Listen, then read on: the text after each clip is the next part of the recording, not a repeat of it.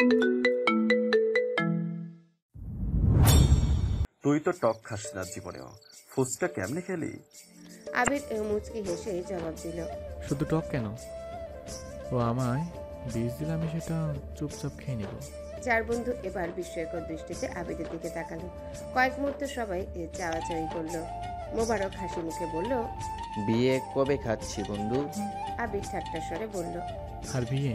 লিমন কিছুটা চিন্তিত হয়ে বলল, কেন, কিছু হয়েছে? আবির কিছু বলার আগেই রাকিব হাসতে হাসতে বলে উঠল, সেদিন যদি মেঘ রাজি হইতো তাহলে আবির আজ বিবাহিত থাকতো। তন্মধ্যেই রাসেল বলে বসলো, তুই মেঘকে কবে প্রপোজ করলি আর কবেই বা রিজেক্ট করলো শুনলাম না তো। আবির চোখ মুখ গোটালো, তীক্ষ্ণ দৃষ্টিতে চাইলো রাসেলের দিকে। রাকিব পুনরায় বলল, আরে দূর, প্রবোজ না। আবির মেঘকে বলেছিল তুই পড়াশোনা না করলে বাদ দে, করতে হবে না তোর পড়াশোনা। কিন্তু মেঘ বেচারি বুঝলেই না, বলে বসলো পড়াশোনা করবে। লিমন কিছুটা ভেবে বলল, পড়াশোনা না করলে কি ক্ষতি? আবির দাঁত খিচে বলল, পড়াশোনা করবে না বললে 1 ঘন্টার মধ্যে কাজিয়ে এনে বিয়ে করে ফেলতাম। রাসেল সশব্দে হেসে উঠল আর বলল, মেঘ যদি রাজি না হতো? আবির রাগান্বিত কণ্ঠে জবাব দিল, জোর করে বিয়ে করলে রাজি কি আবার? লিমন, মোবারক আর রাসেল এত বেশি জানে না। রাকিব আবিরের সবকিছু জানে। রাকিবের সাথে রাসেল চলাফেরা করায় রাসেল টুকটাক জানে। লিমন দাঁত বের করে ঠান্ডা কণ্ঠে শুধালো, বিয়েটা তো মেঘকেও বললেও করতে পারিস, তাহলে তো আমরা বিয়েটা খেতে পারি, আর তোর বউকেও বিয়ের পর পড়াশোনা করতে পারে। আবির দীর্ঘশ্বাস ফেলল, কণ্ঠ খাদে নামিয়ে বলল, এই কাজ আমি কখনোই করব না। মোবারক প্রশ্ন করল। কেন? আবির গম্ভীর কণ্ঠে বলা শুরু করলো, কারণ মেঘকে বা বাসায় ঝামেলা করে আমি এখন বিয়েটা করলে জীবনের কোনো এক সময় মেঘের মনে হতে পারে আমি ওর যোগ্য না। পড়াশোনা, বাইরে চলাফেরা, বন্ধু মহলের সাথে সে আমাকে মানাতে পারলো না। মেঘের কখনো যদি মনে হয় আমি ওর জীবনে জোর করে এসেছি বা মেঘ আমার থেকে মুক্তি চায়, তখন আমি কি করব? তার থেকে ভালো পড়াশোনা করুক, নিজে প্রতিষ্ঠিত হোক। যখন ওর মনে হবে আমাকে ছাড়া ওর চলবে না, তখনই আমি ওকে বিয়ে করব। গভীর মনোযোগ দিয়ে কথাগুলো শুনছিল সকলে। মোবারক মাথা চুলকে বলল, একটু আগে যে বললি জোর করে বিয়ে করবি। আবিরের এবার কপাল কুঁচকে বিরক্তি নিয়ে বলা শুরু করলো, মেঘ যদি বলতো সে পড়াশোনা করবে না, তাহলে আমি জোর করে বিয়ে করতাম। কারণ তখন তার পড়াশোনা করে কেরিয়ার করার ইচ্ছে থাকতো না, জীবনে চলার পথে নতুন বন্ধু হতো না, আমাকে ঘিরেই ওর পৃথিবী হতো। একটা না একটা সময় কি আমার প্রেমে পড়তে বাধ্য হতো। লিমন এতক্ষণ নীরব থাকলেও এবার চিন্তিত স্বরে বলল, সবই বুঝলাম, কিন্তু ভাবির জীবনে যদি অন্য কেউ চলে আসে, তখন কি তুই ভাবিকে ছেড়ে দিবি? রাকিব পিক করে হেসে উঠল, তার ছিল্লের স্বরে বলল, যা বলেছিস তুই। আবির দিবে মেঘকে ছেড়ে? আসেলি এই আবির দেশে আসে এক ছেলেকে পিটাইতে। ছেলের অপরাধ কি? ছেলে মেঘের সাথে কথা বলার চেষ্টা করেছিল, কথা বলার চেষ্টাতেই ছেলে এখনো হাসপাতালে ভর্তি। যদি প্রেম করার চিন্তা করে তখন আবির কি করবে তোরাই ভাব। রাসেল, লিমন আর মোবারক সমস্বরে চিৎকার দিয়ে উঠল। আবির, আবির নিরেট কণ্ঠে বলল। হাসতে। আবির পকেট থেকে ফোন বের করে টাইম দেখে বলল, নামাজের সময় হয়েছে, চল নামাজে যাই। সবাই নামাজ পড়ে বের হলো। রাকিব দাঁত কেলিয়ে বলল, শোন, আজ আবির আমাদের টিট দেবে, কি খাবি বল তোরা?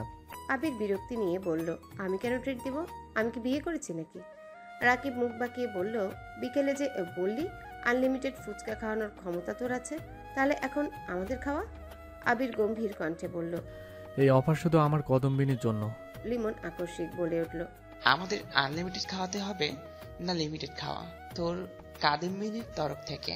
আবির কিছুটা ভেবে বলল, ঠিক আছে চল। 3টা বাইকে 5 বন্ধু চলল। আবির একা, বাকি 2 বাইকে 2 জন করে। নামি দামি রেস্তোরাঁয় এসে বসলো সকলে। আবির উৎফুল্ল কণ্ঠে শুধালো, বুফে খাবি নাকি কাচ্চি? 4 বন্ধু চোকাচোকি করলো। রাসেল মুচকি হেসে বলল, দেখলে লিমন, মেঘের কথা বলতেই বুফে অফার করছে, কি ভালোবাসা। মোবারক বলে বসলো। তাহলে 2 দিন পর পর ভাবির সাথে কথা বলে খাবার খাওয়া যাবে। আবির কড়া কণ্ঠে জবাব দিল, এটাই আমাদের বিয়ের আগে আমাদের পক্ষ থেকে তোদের প্রথম এবং শেষ ট্রিট। এতদিন মেঘের কথা এত ডিটেলসে জানতি না, তাই ট্রিটের কথা ওঠেনি। আজ যেহেতু জানছিস তাই ট্রিট দিচ্ছি, আর কিছুই না। সবাই কাচ্চি আর বোরহানি নিল। আবির ফোন বের করে টাইম দেখে তাড়াতাড়ি খাওয়া শেষ করলো। বাকি 4 বন্ধু এখনো খাচ্ছে। আবির হাত ধুয়ে টিস্যু দিয়ে হাত মুছতে মুছতে বলল। তোরা কি আর কিছু খাবি? কেন, চলে যাবি নাকি? রাকিব বলল। আবির মুচকি হেসে বলল। তোদের ভাবি আমার জন্য অপেক্ষা করছে। সবাই একসাথে বলে উঠল। লিমন অভিমানী স্বরে বলল। বাহ বন্ধু বাহ, এক বাড়িতে প্রেম করে যা মজা নিচ্ছিস। এদিকে আমার সব কাজিনের বয়স 5 বছরেরও বয়সেরও কম। জীবনটা বেদনা। আবির একগাল হেসে বলল। আর কিছু না খেলে বিল দিয়ে দিচ্ছি। সবাই বলল। আর কিছুই খাবো না, দোয়া করিস তোরা দুজন সুখী হ। আবির বিল পরিশোধ করে সবার থেকে বিদায় নিয়ে বাসার উদ্দেশ্যে রওনা দিয়েছে। এদিকে মেঘ সন্ধ্যার পর বাসায় এসে কিছুক্ষণ রেস্ট নিয়ে পড়তে বসেছিল। ঘন্টা দুয়েক পরে খেয়ে নিয়েছে। আবির শুক্রবারে বাহিরেই বন্ধুদের সাথে হাবিজাবি খায়। রাতে বাসায় ফিরে আর ভাত খায় না। এজন্যে মেঘও শুক্রবারে আবিরের কথা ভাবে না, সবার সাথে খাবার খেয়ে নেয়।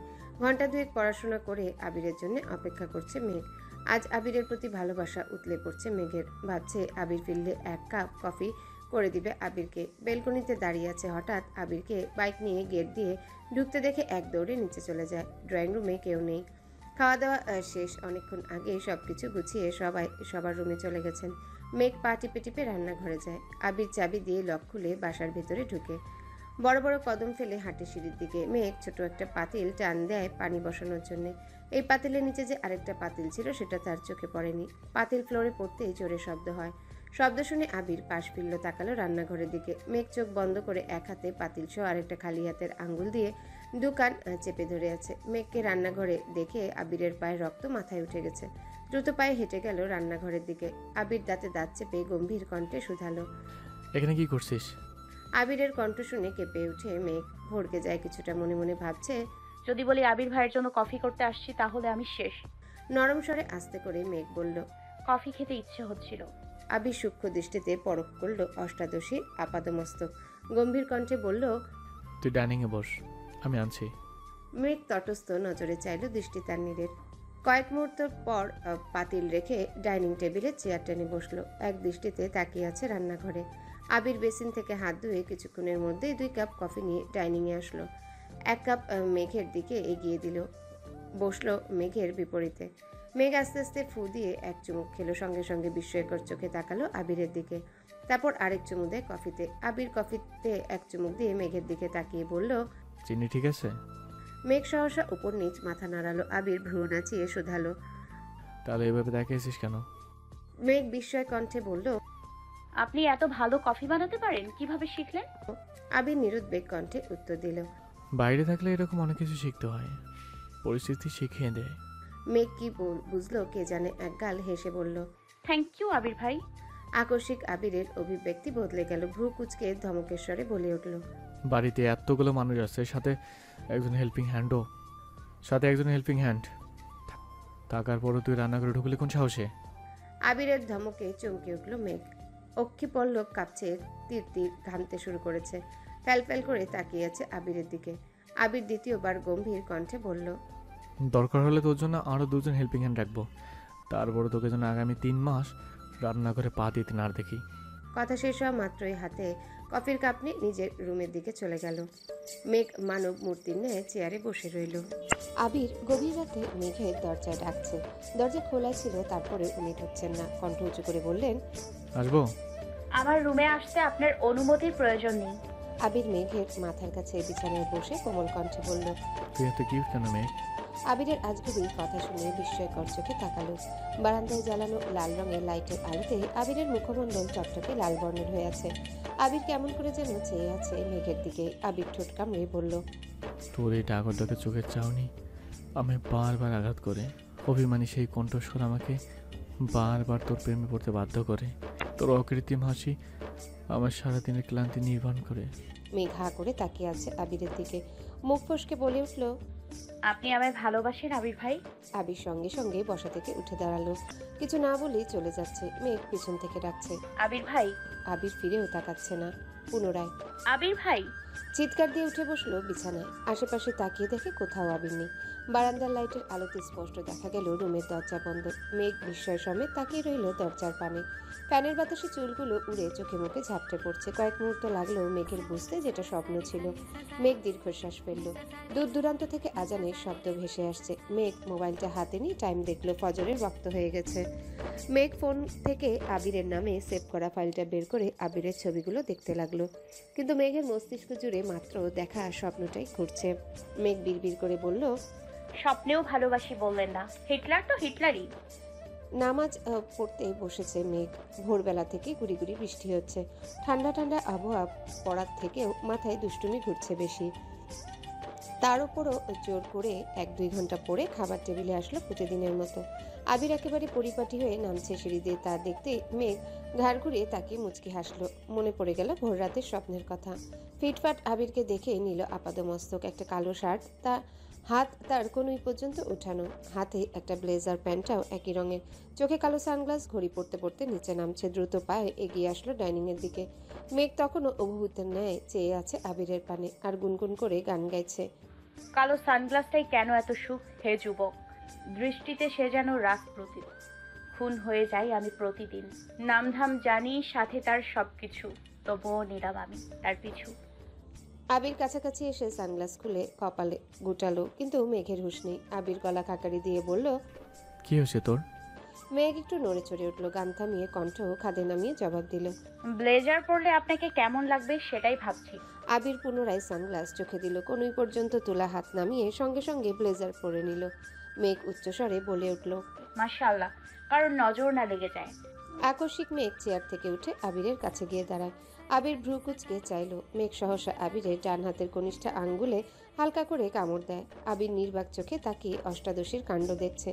1 সেকেন্ডের মধ্যে মেঘ দূরে সরে গিয়ে চেয়ারে বসে পড়ে। নিজের কর্মকাণ্ডের প্রতি এখন নিজেরই রাগ হচ্ছে। আবির ভাই কিভাবে রিয়েক্ট করবে আল্লাহ জানেন। মনে মনে ভীত হচ্ছে অষ্টাদশী। আবির স্বাভাবিকভাবে হেঁটে মেঘের বিপরীতে বসতে বসতে গম্ভীর কণ্ঠে প্রশ্ন করল, সুন্দর লাগলেই বুঝি ছেলেদের আঙুলে কামড় দিস তুই? মেঘ চমকে উঠে তাকায় আবিরের দিকে। সঙ্গে সঙ্গে মাথা নাড়ে ডানে বামে। অভিমানী স্বরে বলে ওঠে, মিম ছাড়া কারো আঙুলে কামড় দেয় না। আবির কিছু বলার আগেই হালিমা খান খাবার নিয়ে হাজির হলেন। একগাল হেসে বললেন, কি ব্যাপার, 2 ভাই বোন আজ গল্প করছে নাকি? আবিরকে দেখে পুনরায় বললেন, মাশাআল্লাহ, তোকে খুব ভালো লাগছে। ততক্ষণে আস্তে আস্তে সবাই খাবার টেবিলে আসতে শুরু করেছে। ইকবাল খান এসে আবিরকে দেখেই বলে উঠলেন, মাশাআল্লাহ আবির, তোকে তো অনেক সুন্দর লাগতেছে। এদিকে তোকে সিইও মনে হচ্ছে।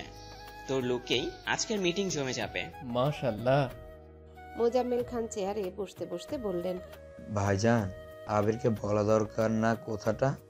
আলী আহমদ খান 1 সেকেন্ড থেমে বলে উঠলেন, ও হ্যাঁ, আমার তো মনেই ছিল না।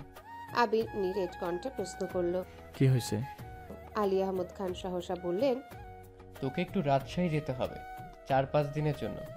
আবির 2 আঙ্গুল দিয়ে কপালে আলতো করে ছুঁয়েছে, সাথে এক পলক মেঘকেও দেখে নিয়েছে। মেঘ মনোযোগ দিয়ে খাবার খাচ্ছিল, তবে এই কথা শুনে মুখে খাবার নিয়ে চোখ গোল গোল করে তাকিয়ে আছে আবিরের পানে। আর মনে মনে বলছে, প্লিজ আবির ভাই, আপনি যাবেন না প্লিজ। আবির বাবার দিকে এক নজর তাকালো, তারপর মাথা নিচু করে বলল, আমি এখন কোথাও যেতে পারবো না। মোজাম্মেল খান আকস্মিক বললেন, কেন? আবির মনে মনে বলল, আমি দূরে গেলে কারো খাওয়া বন্ধ হয়ে যায়, রাতের ঘুম হারাম হয়ে যায়।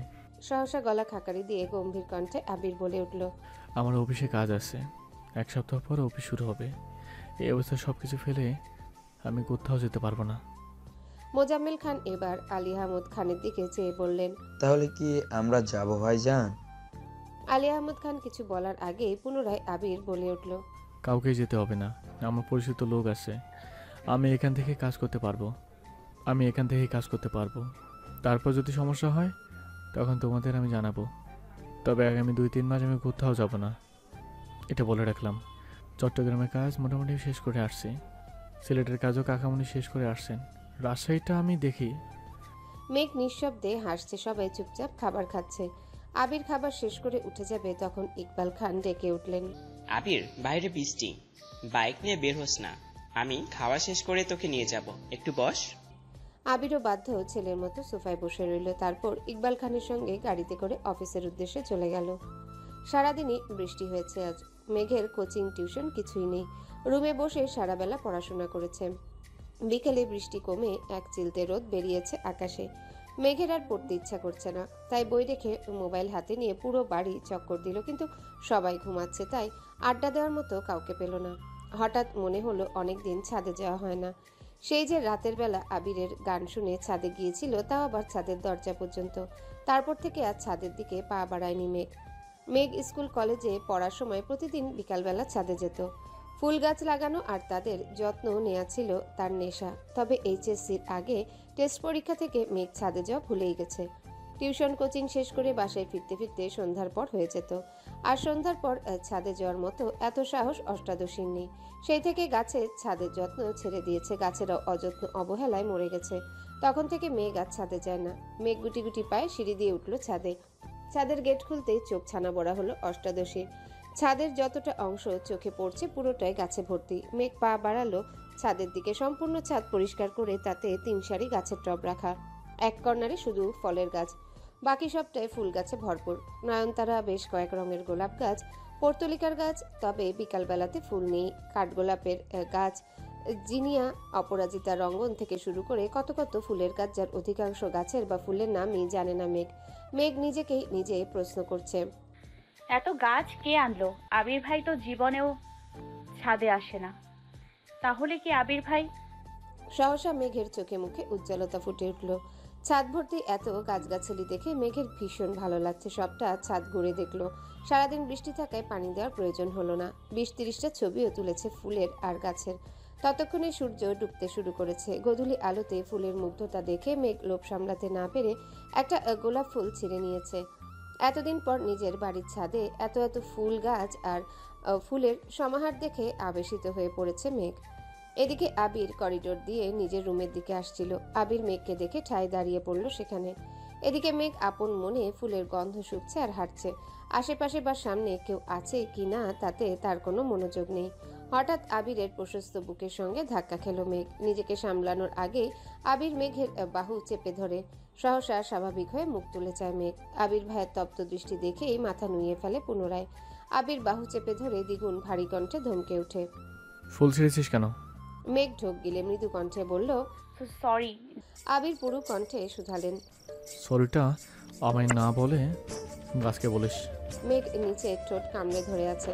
আবিরের ধমকে ভিজে আসে নেত্রদয়। আবির মেঘের বাহু ছেড়ে দেয়। সঙ্গে সঙ্গে মেঘ চলে যেতে নেয়। আবির পুনরায় নিরেট কণ্ঠে ডেকে উঠল। শোন। মেঘ ওইখানেই দাঁড়িয়ে পড়েছে। কাঁদো কাঁদো কণ্ঠে উত্তর দিল। জি। আবির এবার কিছুটা স্বাভাবিক কণ্ঠে বলে উঠল, সময় পেলে গাছগুলো একটু যত্ন নিস, এগুলো তোরই। মেঘ এবার বিস্ময়কর দৃষ্টিতে তাকায় আবিরের দিকে। নিষ্পলক তার দৃষ্টি, চোখ টলমল করছে পূর্বের জমা পানিতে। অধর সরে আছে কিছুটা দূরে। কয়েক মুহূর্ত পর উত্তেজিত কণ্ঠে শুধালো, আমার? আবির পূর্বের অভিব্যক্তি বজায় রেখে জবাব দিলেন, হ্যাঁ, তোর নাকি ফুল গাছ অনেক পছন্দ, তাই এনে দিলাম। এখন যত্ন নেওয়ার দায়িত্ব তোর। আর হ্যাঁ, গাছের যত্ন নিতে গিয়ে দুনিয়া ভুলে যাস না যেন। মেঘ বশীভূত চোখে চেয়ে আছে আবিরের দিকে। আবিরও এবার সরাসরি চোখ রাখে মেঘের চোখে মুখে। দুফোঁটা অশ্রুর দাগ হয়ে গেছে। সম্পূর্ণ গাল লাল টকটকে হয়ে গেছে। গালের মাঝে একটা গাঢ় কালো রঙের তিল জলজল করছে। আবিরের দুর্বোধ্য দৃষ্টি দেখে নিজের দৃষ্টি সংযত করলো মেঘ। কোমল কণ্ঠে বলল, থ্যাংক ইউ আবির ভাই। আবির কিছু বলার আগে পুনরায় মেঘ প্রশ্ন করলো, আজ এত তাড়াতাড়ি চলে আসলেন যে? আবির উত্তর দিল, একটু পরে আবার বের হবো। অষ্টাদশী পলক ঝাপটে আবিরের দিকে চেয়ে প্রশ্ন করে, কফি খাবে আবির ভাই? আবির খড়খড়ে কণ্ঠে শুধালো, গত রাতে কি বলেছি তোকে মনে নেই? মেঘ মাথা নিচু করে কণ্ঠ খাদে নামিয়ে বলল, অন্য কাউকে বলি করে দিতে। আবির কণ্ঠ দ্বিগুণ ভারী করে জবাব দিল, লাগবে না, তুই রুমে যা। মেঘও আর কথা বাড়ালো না, চুপচাপ রুমে চলে গেল। রুমে শুয়ে শুয়ে বিকেলে তোলা ছবিগুলো দেখছিল মেঘ। সেখান থেকে কয়েকটা ছবি আপলোড দিল ফেসবুকে। স্পেশাল গিফট, সাথে কয়েকটা লাভ ইমোজি দিল ক্যাপশনে। সন্ধ্যার পর মেঘ পড়তে বসেছে। কিছুক্ষণ পরই ফোনে কল বেজে উঠল। বন্যা কল দিচ্ছে। তৎক্ষণাৎ রিসিভ করলো মেঘ। আসসালামু আলাইকুম। ওয়ালাইকুম আসসালাম, কেমন আছিস? আলহামদুলিল্লাহ ভালো, তুই কেমন আছিস? আলহামদুলিল্লাহ অনেক ভালো। বন্যা উত্তেজিত কণ্ঠে বলে উঠল, এই তোকে এত গাছ কে দিল রে? মেঘ সশব্দে হেসে বলল, আবির ভাই। কি? আবির ভাইয়া। আতকে উঠে বন্যা মেঘ পুনরায় বলে ওঠে, হ্যাঁ, কবে আসছেন জানি না। কিছুদিন যাবৎ মিমের রুমে কাজ চলছে, ছাদেও কাজ চলছিল, তাই আমি তেমন বের হইনি রুম থেকে, আর ছাদেও যাই না অনেকদিন যাবৎ। আজ হঠাৎ ছাদে গিয়ে দেখি ছাদ ভর্তি গাছ, গাছের পরিবেশ পুরোই চেঞ্জ। আসার সময় আবির ভাই বলছেন এগুলো নাকি আমার। বন্যা উদ্বেলিত ভঙ্গিতে বলল, হ্যালো বন্ধুরা, পরবর্তী পার্ট খুব তাড়াতাড়ি আসবে, তো সবাই অপেক্ষায় থাকো। আর চ্যানেলটি যারা এখনো সাবস্ক্রাইব করোনি তারা পরবর্তী পার্ট দেখার জন্য চ্যানেলটি সাবস্ক্রাইব করে রেখো। ধন্যবাদ সবাইকে, আমাদের সাথেই থেকো।